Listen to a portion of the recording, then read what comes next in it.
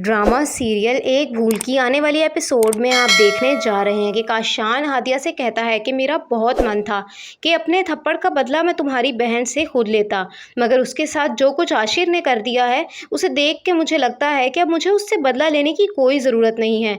अब आशिर ने ही मेरा हर बदला ले लिया है बतूल से। तो ये सुनते साथ ही हादिया कहती है कि क्या मतलब है तुम्हारी इन बातों का, मुझे साफ साफ बताओ क्या किया है आशिर ने मेरी बहन के साथ।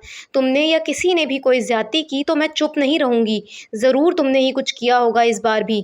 तो ये सुनते साथ ही काशान कहता है कि करना तो मैं बहुत कुछ चाहता था, मगर मुझे कुछ करने की ज़रूरत ही नहीं पड़ी, आशिर ने खुद ही बतूल की ज़िंदगी बर्बाद कर दी है।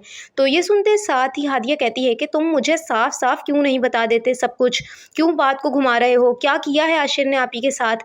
तो ये सुनते साथ ही काशान कहता है कि तुम्हारी प्यारी बतूल आपी बहुत जल्द तलाक लेकर घर वापस आने वाली हैं, और दुख तो मुझे इस बात का हो रहा है कि इस सब में मेरा कोई हाथ ही नहीं है।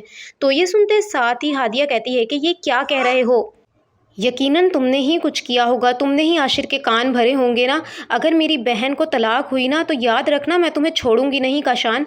तो ये सुनते साथ ही काशान कहता है कि मैंने कहा ना इस बार मेरा कोई हाथ नहीं है इस सब में। आशिर बतूल के साथ खुद ही रहना नहीं चाहता, वो तो किसी और के चक्रों में है। अपनी आंखों से सब कुछ देख कर आ रहा हूँ और यकीन मानो आंखों को ठंडक मिल गई थी।